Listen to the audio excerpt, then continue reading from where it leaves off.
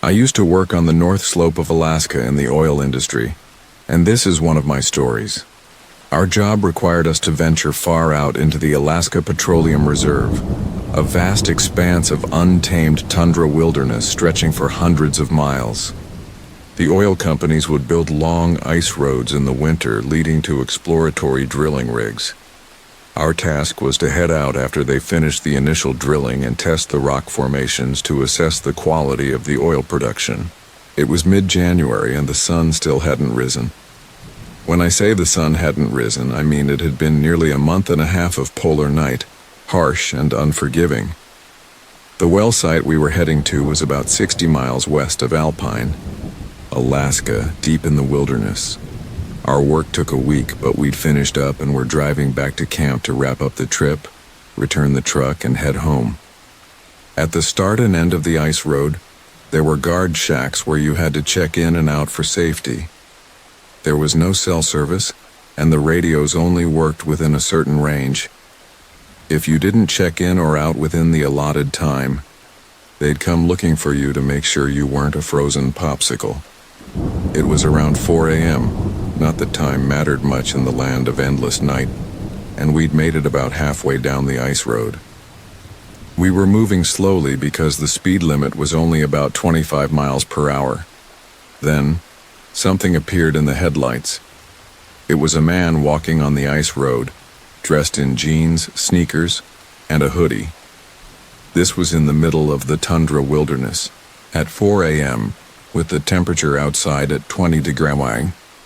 It wasn't unheard of for local Inuit folks to venture this far out for hunting. Maybe his snowmobile had broken down, and he was trying to get back to the guard shack. It seemed plausible. But as our truck pulled up beside him, he didn't acknowledge us. He just kept trudging forward. He didn't even seem cold. His clothes, though totally unsuited for this brutal weather, looked warm and dry. We also noticed he wasn't white-skinned. I rolled down my window and called out, "Hey, you need help?"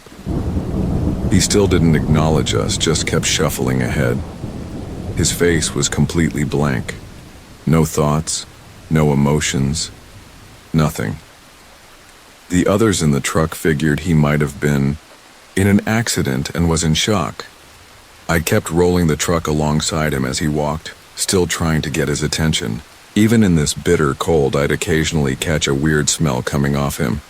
He smelled like acid, if you know what I mean. There was something about this guy that made the hairs on the back of my neck stand up. My buddy in the back of the crew cab, a guy named Torin, had had enough. He rolled down his window and reached out to grab the man. Torin later said he just wanted to shake him out of whatever daze he was in. But before Torin's hand could reach him, this walking popsicle spun around and latched onto Torin's outstretched arm. The man glared at Torin, then at me with pure searing rage in his eyes. If emotions had a physical heat, this guy could have melted the whole tundra that night. Torin groaned in pain, trying to pull his arm free from the grip of this human icicle. Then the man started screaming at us. There was so much hatred, anger, and fury in that scream. It was downright terrifying. I slammed on the gas. The truck spun on the ice for a second before the tires caught, and we lurched forward. The popsicle man still held onto Torin's arm, trying to yank him out of the truck. He was running alongside us while my other crewmate, Kyle, grabbed Torin from inside the cab to keep him in. After what felt like minutes but might have only been seconds, Torin broke free from the guy's grasp, and we barreled toward the guard shack, another 30 miles down the road. We reported what we'd seen to the guard. He looked at us like we were pulling some prank, but policy said he had to check it out regardless. Torin's arm was aching, and when he rolled up his sleeve, there were noticeable hand-shaped bruises around it. We filed a report with the guard and were told to head back to camp. None of us really wanted to talk about what had happened, and it was a quiet ride the rest of the way. We flew home the next day. The next time we saw that guard at the shack, we asked if he'd ever spotted the popsicle guy on his patrols. He told us they'd searched the whole road for a full 12-hour shift and found nothing, not even tracks. In the snow, he laughed and said it was a good joke, promising he'd get us back for wasting his shift driving around. But it wasn't a joke. Who'd make up a story like that? And who'd bruise their own arm just for a dumb prank? We never got a satisfying answer for what went down that night. I still wonder about that guy. Was he even a guy? The Alaskan tundra is a strange place, and this is just one of the many weird tales from my time there. I'll try to write down more of my experiences and share them later.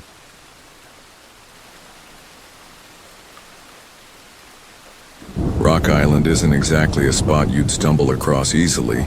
It's a state park perched at the tip of Door County, Wisconsin on Lake Michigan. Getting there's a bit of a trek.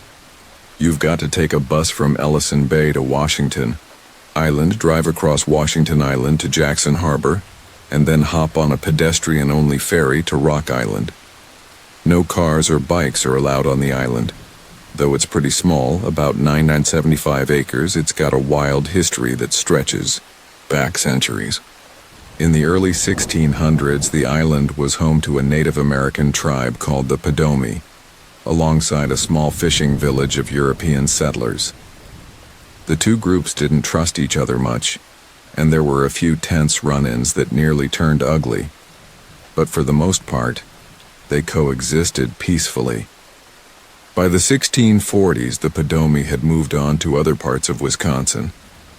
Not long after they left, some folks from the fishing village started reporting sightings of a new group on the island. These newcomers looked like white settlers, but they wore odd clothes and kept to themselves. No one from the village could ever talk to them or figure out where they were staying. Around that time, strange things started happening in the village. Some animals, could have been pigs or chickens, the records don't say, kept by the settlers were found slaughtered. Their blood had been smeared in trails across some of the buildings.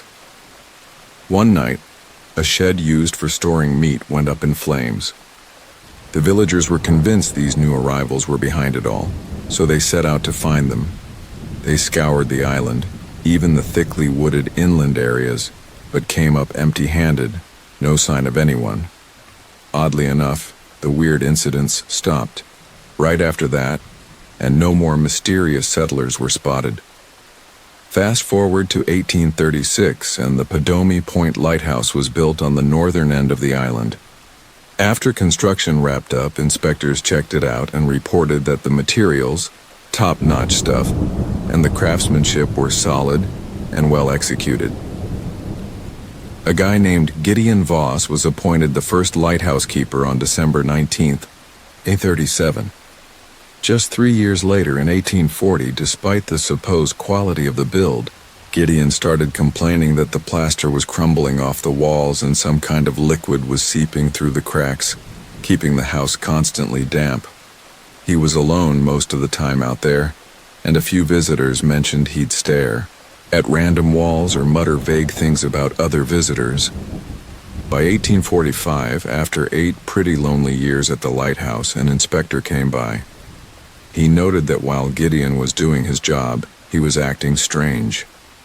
The official report said the inspector ordered him to take a couple of days off, suggested he find a wife to live with him at the lighthouse. But something about Gideon's mental state spooked the inspector. He figured years of isolation had gotten to him, and thought it'd be best for Gideon to take a break from the island. In 1852, Gideon reportedly fell ill and died that December, at the lighthouse. They buried him in a small cemetery just south of the station. The next keeper, a man named Rowan Teller, also reported the lighthouse deteriorating faster than it should have. Some friends who visited him said he'd talk about seeing odd things in the house at night, though he never went into detail about what. In 1858, after just 22 years of service, the original lighthouse was torn down, and a new one was built in its place. From then on, keepers were required to have an assistant or a family with them at the station. No more weird incidents made it into the lighthouse logs after that. Nothing beyond big storms or the occasional shipwreck. Well, except for one entry. On January 20th, 1876, the keeper at the time, a guy named Milo Betts, wrote that he'd seen two men trying to make the crossing from Washington Island to the mainland. He noted a brutal storm hit right after they set out, and they never made it. Over 3 months later, on May 3rd, 1876, Milo added that those same two men, missing since January, had been spotted multiple times, once from the lighthouse lookout and once from Jacksonport. They were frozen stiff, sitting upright in their boat, stuck in a block of ice. The last time they were seen, they were still drifting. There wasn't much hope left that they'd be found and buried. By 1900, most of the island's residents had moved off to better fishing spots on Lake Michigan. In 1910, a successful businessman and inventor named Torrin Halverson bought up the whole island, except the chunk with the lighthouse on the north end. He turned it into a private summer retreat for his business out of Chicago. Torrin's the one behind the unique, sometimes mysterious building still standing there today. On the south side, he built a massive stone hall with a boathouse underneath. He put up a stone water tower on the east side and a huge wooden gate on the west. That hall was where he kept his giant book collection, over 11,000 volumes. Rumor has it he had some rare occult texts in there too. Torrin died of heart failure on January 6, 1945. Some folks speculated he'd seen something that scared him to death, but I couldn't find any of his writings mentioning anything strange on the island after he passed. A bunch of churches and universities were interested in his book collection, but he'd willed it to the University of Wisconsin-Madison, on the condition they buy it for $300,000, which they did. Some of this history is tough to dig up online, but there are a couple of pamphlets in the hall with loads of details, and Torrin's personal papers are stashed in the Wisconsin State Historical Society's archives. All this history's just to give you some context for the experiences I've had, directly or indirectly, on Rock Island. I'll get into those next. In August 2021, I took my first and last trip to Rock Island. I'd been on 2 scouting trips before, so I knew the drill. I got to the island around 2 p.m. I'd booked a remote campsite, one of those backpacking spots about a mile or so from the dock. I took my time hiking out there, soaking in the sights and stopping a few times because my pack was heavier than it should have been. I definitely overpacked for camping instead of hiking. Once I reached my spot, I set up my tent, got everything organized, and started gathering sticks and driftwood from the beach to build a fire. On my 3rd trip back from the shore, just before heading to camp, I heard a sharp, piercing squeal coming from the woods. It didn't sound close, but it was so odd that I stopped and waited about 30 seconds to see if it'd happen again. It didn't, so I shrugged it off and headed back. When I got to my site, I started building the fire. The remote campsites on Rock Island are pretty spread out. Mine, let's call it Site E, was about 100 yards from Sites C and D, though. There weren't any real trails linking them directly. Enough people had walked the ridge between the 3 that there was a clear path. As I was stacking some sticks on my fire ring, something caught my eye. I looked up and, way off, maybe near Site D or a bit beyond, there was a person running toward me. My first thought was, that's weird, since, like I said, there wasn't really a trail there. Then my brain kicked in, thinking something must be wrong, and this person needed help. They got a little closer, and it looked like a woman in loose gray clothes, maybe a hoodie, but she was still too far for me to make out details. I stood up quick from my crouch, and right then that shrill squeal rang out again. This time it was much closer behind me. It startled me, so I spun around and scanned the trees for a few seconds. Nothing. No sound. No movement. I turned. back, figuring the runner must be close now, but she was gone. I stood there scanning the trees, totally confused. She'd vanished. I tried to brush it off, telling myself it was just another camper from Site C or D heading to the pit toilet, a few hundred yards west of the sites. It bugged me, though. I didn't like that squeal, whatever it was, and the whole thing just felt off. After a bit, I shook it off, got the fire going, ate a quick meal, and cracked open a couple of adult beverages. Then I decided to stretch my legs. I hadn't checked out Sites C or D yet, so I figured I'd see if I had any camping neighbors. Site D was empty. I could see the path from there to the main trail and the toilet, which made me a little uneasy about that runner. Maybe someone from Site C had taken a weird route through D to the trail. It didn't add up. I should have still seen them, but it made me feel better. I kept going to Site C and saw a tent set up. I didn't want to bother anyone, but I figured I'd stroll by, say hi, and introduce myself as the camper from Site E. Maybe I'd spot someone who looked like that runner. When I got there, a couple was sitting at the picnic table. Neither of them looked like they'd be the person I'd seen. I introduced myself, and they did the same. Let's call them Mara and Lorne. They were probably in their mid-30s, super nice, and both a little tipsy, but the quiet kind. I didn't bring up the runner or the squeal, felt too weird, and just wished them a good night before heading back to my tent. When I got there, I lit a cigar, had a few more drinks, and settled in. It was getting dark, and it turned into a perfect night. Clear sky, millions of stars twinkling. I felt better about earlier, laughed at myself for getting spooked, and decided to hit the sack. It'd been a long day, and I fell asleep almost instantly. Around 2:30 a.m., I jolted awake to a huge clap of thunder. Rain started pouring down. Like crazy, the wind picked up and the temperature dropped. I love camping in the rain, but not in a thunderstorm. It turned into a full-on storm, and I started getting nervous. The wind battered my tent, and the ground shook with every thunderclap. I felt exposed out there, and it didn't sit right. The storm raged for about an hour before settling into a light drizzle. I was just dozing off again when that squeal came back. My eyes snapped open in the dark, and I lay there still as a rock. Then a louder squeal hit, and it was close. Real close. I knew there weren't any dangerous animals on Rock Island, just deer and porcupines, no bears or wolves. That didn't make me feel better, though. Something about that sound creeped me out. I call it a squeal because that's the best I can describe it. To me, it sounded like a pig, like an injured or angry pig squealing. I don't know much about pig noises, but that's what came to mind. I stayed in my tent listening, and then I heard footsteps outside. It was still raining, so the sound was muffled, but it was definitely something big, human or animal, moving around. I sat up, pulled out my knife, and held it. It was just for peace of mind.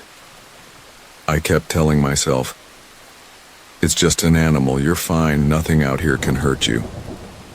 The footsteps faded away from the tent, and I sat there, knife in hand, for maybe 10 minutes, hearing nothing else. I started thinking, okay, it's gone, it was just an animal, I'm being stupid, I need sleep. Just as I was about to lie back down, a massive squeal erupted right outside my tent. My heart stopped for a second, and a chill shot down my spine.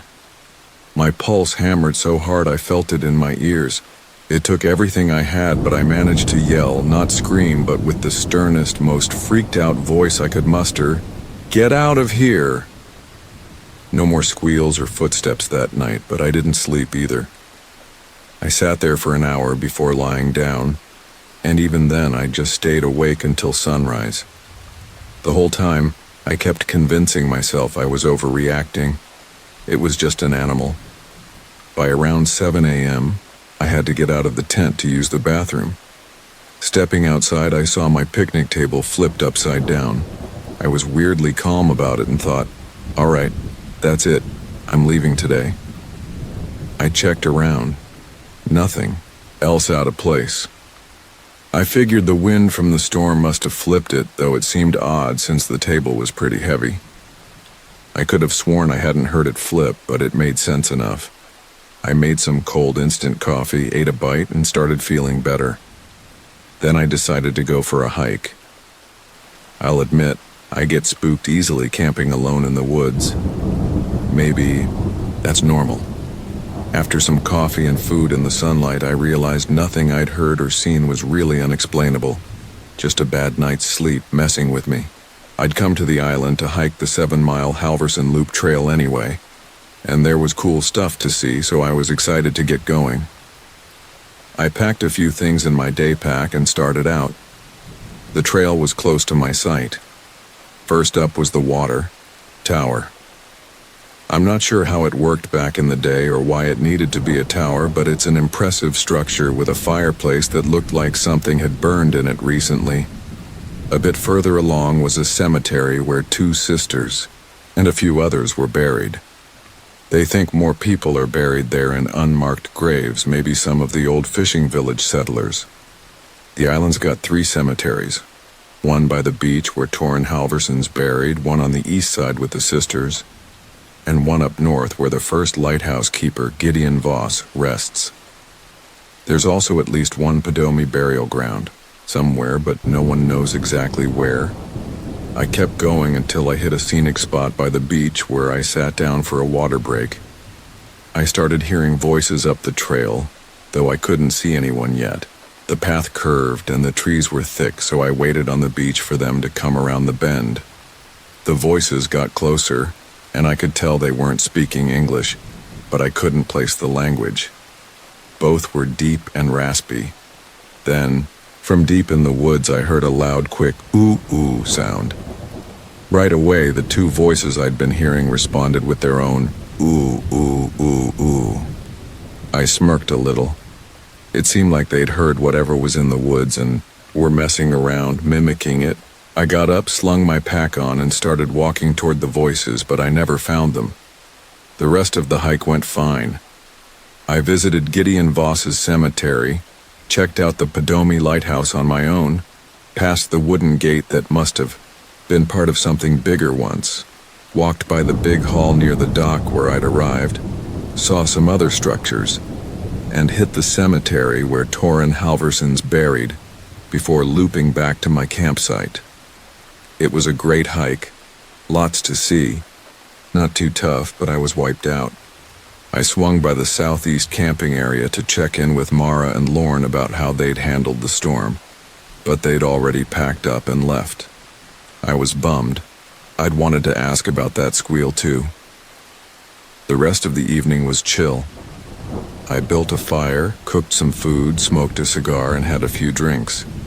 As soon as it got dark, I was ready to crash since I'd barely slept the night before.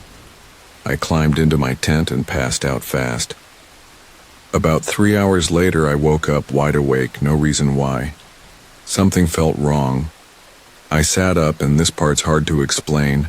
A wave of pure dread hit me like nothing I'd ever felt. It was like something was in the tent with me, and I could sense it was furious, boiling with rage. I could even feel its hatred for me. It was like something awful was about to happen, and I couldn't stop it. I started shaking uncontrollably. A stench, like garbage or rotting meat, filled the air, getting stronger until I wanted to puke, but I couldn't move. I'd never felt so vulnerable and helpless. I just stared into the darkness, frozen, and the weirdest part was, I accepted. Whatever was coming, like my brain was saying, if it's death, at least it's over. Then I blacked out, or I assume I did. That's all I remember until I woke up around 8 a.m. When I came to, I was outside my sleeping bag, lying on my back with my legs in a weird, uncomfortable position. Left leg straight, right leg bent so my foot touched my left knee. My heart started pounding, but I told myself, it was a dream. I'm leaving now. Just a dream. I packed up fast and headed to the dock to catch the first boat off the island. The first ferry from Washington Island wouldn't come until about 10:30 a.m., so I had to kill some time near the hall by the dock. I was desperate to get off that island, but being out of the woods and seeing other people helped a bit. I sat on a bench just east of the dock, lit a cigar, and tried not to think about the night before. I'd been there a few minutes, staring at the water when someone behind me said, "Hello?" I jumped, embarrassed, and turned to see a guy, let's call him Rune, apologizing. Sorry, didn't mean to scare you. Saw you smoking and just wondered if you had a lighter." I felt like an idiot. Told him it was fine, said I hadn't slept well and was a little out of it, and handed him my lighter. He thanked me, lit his cigarette, and gave it back. We started chatting about normal stuff. He said he was from the Madison area. We talked about the storms we'd both been through. He seemed like a real outdoorsy guy, mentioning plans to move to Washington Island. It was a nice, easy conversation that took my mind off the night before. He struck me as a decent, laid-back dude. Naturally, he asked where I'd camped. I told him Site E for the past 2 nights. He said he usually booked that spot, but figured I'd nabbed it first. He'd reserved Site D instead. That threw me. I'd passed Site D twice, and it was empty both times. I told him that, and he said he comes to the island a few times a year, and books sites but often camps in random spots. I asked where, and he said he mostly sets up in the East Cemetery, though he also likes the woods south of the lighthouse. He told me he'd hike halfway down the Fernwood Trail, head north into the forest, and find a spot. Once, he said, he'd found the outline of a small cabin in there and planned to track it down again to camp inside. At that point, I started rethinking this guy, wanting to change the subject, but then he asked if I'd heard the squeals in the woods. I paused, knowing he meant what I'd heard, and said, "Yeah," asking if he knew what it was. He took a second, and I saw his face shift, like he was weighing whether to tell me a secret. Then flat and matter-of-fact, he said, "There's a demon living on this island." Any other time I'd have laughed it off, but not after that night. He looked at me, probably saw the fear on my face, and, to my surprise, chuckled. He asked if I'd seen anything that night. I said no, and he stared at me, like he was trying to figure something out. I was done with the conversation by then. He said he'd seen something in the cemetery that night. His mood flipped again, like he was baiting me. I didn't want to ask, but I knew he wanted me to, so I did. Voice shaky. "What did you see?" He seemed to back off, looked at me with pity, and said it was hard to explain, but if the squeals freaked me out, I shouldn't go near the cemetery. I didn't say anything right away.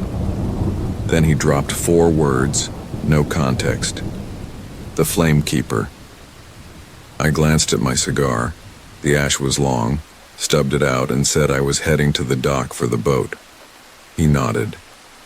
I started walking, and after a few steps he called out, "Hey." I turned back. He just said, "Don't come back here." I turned and kept going. I don't know if it was a warning or friendly advice, but I took it to heart. I'm not going back to Rock Island. When I got home, I looked up Flamekeeper tied to Rock Island. I found 3 possibilities. The Podomi name might translate to Flamekeeper. Lighthouse keepers were sometimes called that. And there was a 19th century cult called the Arb Flamekeepers rumored to visit the island. Hundreds of people visit Rock Island every year and have a blast camping, hiking, and exploring Torrin Halverson's buildings. My humble advice: stay away from Rock Island. I'll start by saying I'm a deeply skeptical person. I became an atheist at 17, and when my faith in God crumbled, so did my belief in anything supernatural. It all just vanished into thin air. I should also mention I've lived in Appalachia for all but 4 years of my life. I'm nearly 22 now, And up until the story I'm about to tell you, I'd never experienced any of the creepy stuff people talk about with the Appalachian Mountains. That changed last year in late 2023 when me and two of my friends, let's call them Milo and Juniper, hit a collective quarter-life crisis all at once. It led us to ditch most of our belongings, quit our jobs, abandon our apartments, and start living in our cars, driving across the country. On the very first night of this big road trip, we ended up staying with a friend of Milo's named Nadia. She lived in Tennessee, right in the Smoky Mountains, which, for anyone who doesn't know, is like a subcategory of the Appalachians. Nadia's place was off a little road smack in the middle of the woods. That first night, she told us some weird things happened on her property. Her house was supposedly haunted and there was something out in the forest. She said whatever it was liked to hang around her barn. One night she'd been walking up to her porch when she got fed up with feeling boxed in by it. So she yelled something like, "Get the hell back in the woods," only for something to scream right back at her. She claimed she'd seen it one night from her kitchen window, lurking near the barn, staring at her. It wasn't an animal, she said, but it wasn't human either. Curious, I asked her to describe this creature in more detail, but she brushed me off. Being the skeptic I am, I basically dismissed everything she said and forgot about it. Now, since it was our first night on the trip and everything still felt fun and fresh, we wanted to sleep in our cars, which were parked right in front of the barn I just mentioned. Yeah, that barn. We hadn't put up any window curtains yet, so we were sleeping in 3 SUVs with completely uncovered windows all around us. I didn't mind, though.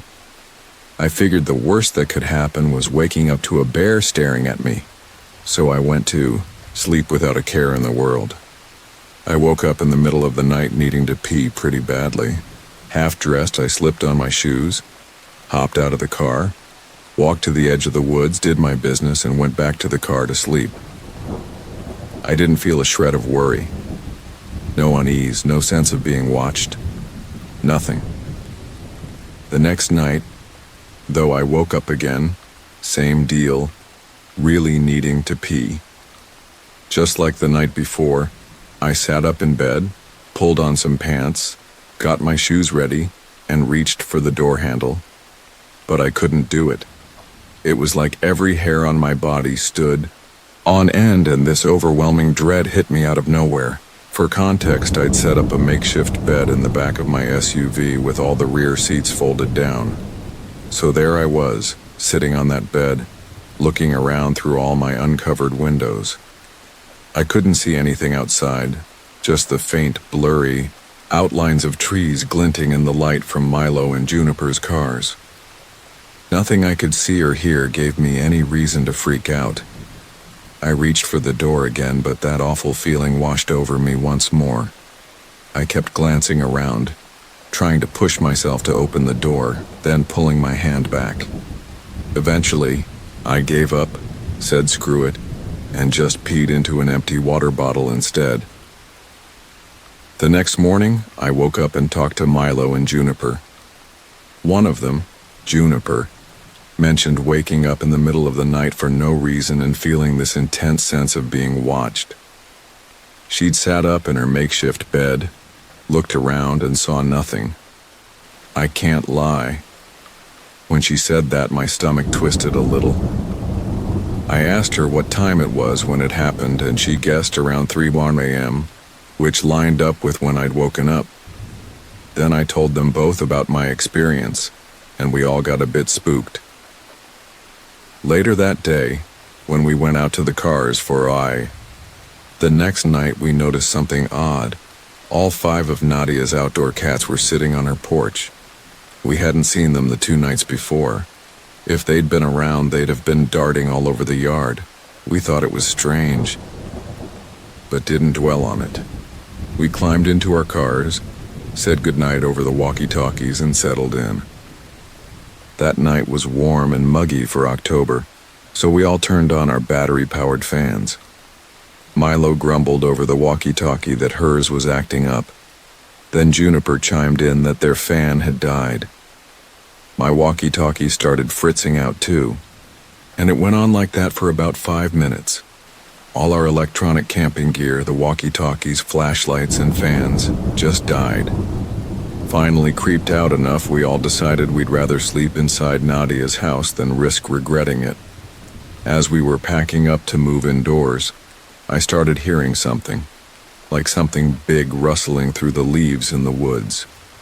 I kept pausing what I was doing to look toward Milo, who was standing right by the tree line, but they didn't seem bothered each time, so I just kept going.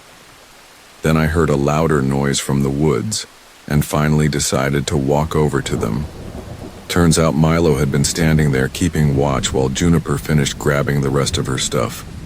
Milo and I stood there watching our other friends, and it felt like whatever was in the woods was getting closer. Soon enough, Juniper had all her gear, and we calmly but quickly headed inside. From what I remember, we slept in the house the next night too. But the night after that, Juniper borrowed some sage from Nadia and sprinkled it along the wood line and around our cars before we went to bed. We slept fine that night, and every night after. No more weird feelings, no noises. Of course, we were pretty much always on edge after that, but we never felt that same raw fear and dread again. Honestly, I don't know what to make of it all. I know I didn't see anything, but that feeling I had, it was unlike anything I'd ever experienced. It's the first and only time in my life I felt that, especially so suddenly.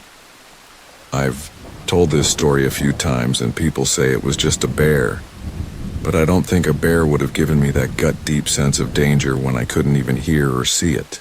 I'm fully aware I might be biased now, but I've started giving a little more credit to Nadia's stories after what I went through. For anyone curious, no, we haven't kept up the road trip. Things fell apart after a few months, sadly, and we're back to blending into society now. We're still friends though, and no, we haven't had anything like this happen again, even after staying at other wooded campsites across the southeast.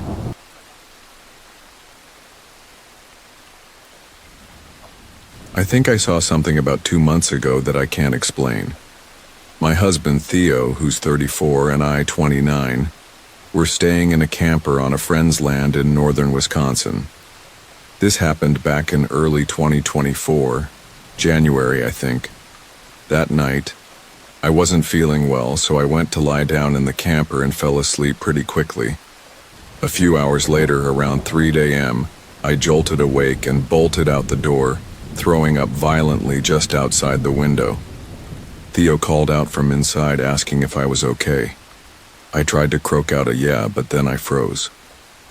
"I'm scared to move," I whispered, almost to myself. "It's just staring at me." Theo opened the camper door and peered out into the darkness. He asked what I was talking about. He couldn't see what I was seeing. It was right there in front of me, just staring. I stammered, confused, telling him he couldn't miss it. He grabbed a flashlight and shone it right where I was looking, but when the beam hit, it was gone. Nothing was there. I never saw it leave. I'd kept my eyes locked on its cold, hollow gaze the whole time. How could it not be there? I'm still so baffled by that moment. I know it was real. I saw it. It wasn't a dream, and I'm certain I wasn't hallucinating.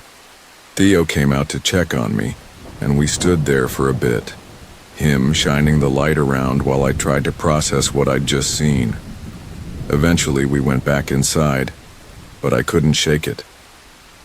I've told this story a few times since, and people have asked questions, so I'll clarify some things up front. No, I wasn't drinking, and I don't do drugs, so I wasn't drunk or high. I can't recall every detail because it was hard to see clearly in the dark, but here's what I've got. I couldn't tell how tall it was. It looked hunched over and distorted somehow. I don't think it had fur. Its skin seemed pale, but it was so dark out I couldn't be sure of the color. Its eyes were big, black, and empty, like they were staring straight through me into nothing. Its teeth were jagged and sharp, sticking out unevenly. I don't remember anything about a nose. I hope that description helps someone figure it out. Maybe it wasn't a skinwalker. I've heard they don't leave Navajo land, and this was Wisconsin, not exactly their territory. But whatever it was, it scared the hell out of me. I should probably mention where we were staying. It was deep in the woods in northern Wisconsin, not too far from the Hanville Indian Reservation in Menominee County, Michigan. Still, that's not Navajo land either, so I'm not sure what to think. It was just me and Theo that night, parked on our friend's property surrounded by trees. No one else was around to witness it. I keep replaying it in my head, trying to make sense of it. Theo didn't see a thing, and the second that flashlight hit, it vanished without a trace. I don't know how it moved so fast or where it went. I've never felt so sure of something I saw and so unsure of what it was at the same time. If anyone's got an idea of what they think it might have been, I'd love to hear it. That night still sits with me, heavy and strange, and I don't think I'll ever forget those eyes.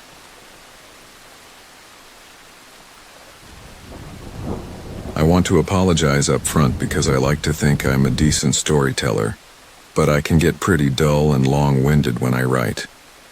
Also, later on, I'll try to use animal sounds to describe some of the noises I heard.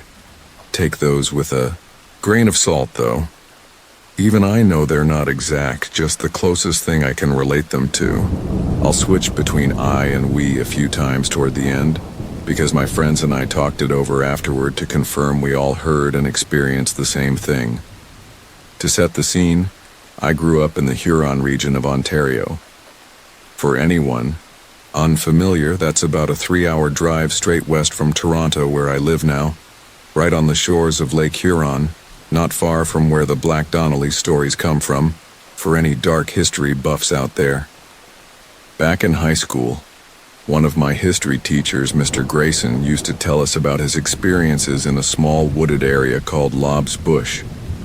I didn't know much about it then, but a lot of locals knew it as a seriously haunted spot or a place where people had weird, unexplainable encounters that sounded eerily similar. Mr. Grayson was super open about his time there, but was also a firm skeptic. He didn't buy into the mystical or supernatural. That made him fascinating to listen to. He'd always wrap up his stories or answer questions with, "I don't believe it's unexplainable. I'm just telling you what happened." A few years later, in the winter of 2017, after he'd been my teacher and I'd moved away for my first year of university, I came back home for the winter break to hang out with family and catch up with my friend group. If you know small town life, our favorite pastime was the classic. Grab a ton of cheap cigarettes, pile into one of our friends' beat-up cars, then smoke, chat, and blast the worst music imaginable until we ran out of smokes or gas. We were all between 16 and 18, so that was about the most exciting thing we could come up with. After being swamped with university courses, it was my first time seeing these friends in months, so we were all pumped to be back in a big group. I won't bore you with all the antics from earlier that night, but this story kicks off after we'd been driving around catching up for a few hours. We pulled over at some random trail in the bush so a couple of us could smoke weed. As we started walking down one of the trails, I remember the vibe around us shifting hard. I didn't want to say anything and kill the mood, but I was definitely on high alert. I've never had a good way to describe the physical feeling. My chest just felt heavy, but it was crystal clear something was watching us and didn't want us there. Every few steps I had to glance back to make sure nothing was creeping up. All we had were our phone flashlights, which barely lit up a few feet ahead. The trail was in this dense new-growth forest with trees arching over the path like a tunnel. It felt like we were walking right into the throat of some giant creature swallowing us whole. We'd only gone a couple 100 meters when we realized the quiet night was turning into a winter storm. We all agreed to head back to the car and drive home before it got worse. As we turned around, the trees were swaying hard in the wind, and the snow made it tough to see even a few feet ahead. By the time we got to the car, we started driving toward the nearest town to crash at a friend's place until the storm passed. The weather kept getting nastier, snow practically blinding us. Halfway there, we misjudged a turn and the car lost traction, sliding into a ditch. After some backseat griping and general frustration, we ended up stuck there for about 5 hours before local cops pulled us out and drove us the rest of the way into town. While we were stuck in the ditch, I brought up how I'd felt walking into the woods. We all agreed we'd had that same sense, like we weren't supposed to be there, but none of us had said anything until then. Only afterward did our driver, Cale, who knew those back roads best, tell us we'd actually been walking through Lob's bush. Fast forward to what I think was reading week in my second semester. I was back home with friends, up to our old tricks. After a particularly fun night, we decided to revisit Lob's bush since none of us had been back since the ditch incident. The weather was milder that month, with way less snow. I remember feeling almost excited to go back. Instead of thick, black clouds and snow, the moon was out and we barely needed flashlights to see the path ahead. We parked in the same spot, grabbed our smoking gear, a pack of cigarettes for Cale, our designated driver, and some jerky to share. Obviously, we weren't dumb enough to get high with our driver both times. As we started down the trail, I noticed landmarks I'd missed the first time. The moonlight made everything sharper. I crossed that same threshold as before, and was shocked not to feel watched or unwelcome this time. After a while, I almost forgot we were in that infamous forest and just enjoyed the night hike, laughing with friends. We went further down the trail and hit a clearing on the right where the trees parted to frame the edge of a field, lit up beautifully by the moon. On the left, the bush thinned out, with soft grass and foliage splitting to reveal a little creek cutting through. It looked like a natural hall. The creek is the main aisle, sparse trees like seating, and the opening leading to a farmer's field like a stage. Honestly, I forgot we were there to smoke and just soaked in how stunning it was. We found a spot to stop and set up to light up. Then our friend Zara had this brilliant idea and shouted, "Yo, I forgot I had a Roman candle." We all turned as she pulled out a lighter and got ready to set it off. We were still dumb late teenagers after all. She aimed the candle at the big open patch in the field, moving it around so it wouldn't hit the same spot twice, shooting higher and higher into the air. Finally, she swung it the other way, toward the woods, with freakish accuracy. Not a single shot hit anything before fizzling out. That is, until one last one smacked into a tree near the creek and ricocheted into the forest where we couldn't see it. Less than a second later, this blood-curdling scream erupted from exactly where the Roman candle had landed, just out of sight. We all froze, no clue what to do. The scream dragged on way too long, unnervingly long. I can only describe it as a deeper version of a howler monkey's roar mixed with an elk's bugle, rising higher in pitch as it went. My ears were ringing from how loud it was. I wanted to cover them, but we were all stuck in place. Finally, one of us, Cale, snapped out of it, yelled, "Run!" and bolted toward the farmer's field. One by one we took off, fleeing the ongoing scream from the woods. It stopped after about 10 seconds of constant noise. No breathing, no breaks, just a steady pitch shift. Nothing I'd ever heard could scream that loud for that long. Before we could even think, we heard heavy rustling in the woods. Whatever it was must have taken a huge breath to scream again. That inhale was just as terrifying, like an alligator's bellow mixed with a hyena's cackle. I know those are exhale sounds, but you could tell this was a deep, chest-filling inhale, gearing up for another roar. Unlike the first scream, which felt reactive, like it was startled by the Roman candle nearly hitting it. This one was pure rage. Whatever it was massive, with lungs to prove it, and now it was moving toward us. The second scream was even louder and, I swear, aimed right at us. Despite being heavy smokers back then, we ran faster than ever, too terrified to look back as that relentless second roar closed in. After about 15 seconds, it cut off abruptly. It took us a beat to realize the noise was gone. We turned around, saw we'd made it out of the woods into the field, and paused just long enough to catch our breath. Without really thinking it through, we shakily agreed to find the nearest road and loop back to where we'd parked. By the time we got there, panting, one of us finally asked if we'd all heard and felt it. We kept it short, too rattled to chat much. About 20 minutes later, we found the car and started calming down as the adrenaline faded. We'd left our bags in there, no time to grab them before that first scream. As Cale started the car and the headlights lit up the woods, ahead our front seat passenger Ravi just screamed, "Drive, drive, drive." Cale didn't even look. He threw it in reverse, spun around, and peeled out down the road as fast as he could alongside the bush. Ravi was freaking out again. I was right behind him, hand on his shoulder from the back seat, as we tried to ask what was up. I glanced over my shoulder into the woods and felt time slow down. That same watched feeling from my first time in there hit me again. As the trees whipped by, I saw two wide, glowing eyes staring back, perfectly reflective circles. They were set in a headway bigger and taller than any humans, a few meters deep in the woods. I couldn't tell if they were locked on me, the car, or what light they were catching. I froze, unable to look away. I tried to crane my neck and see more, through the back window as we kept driving, but it was gone. I couldn't even make a sound, but my mind was racing.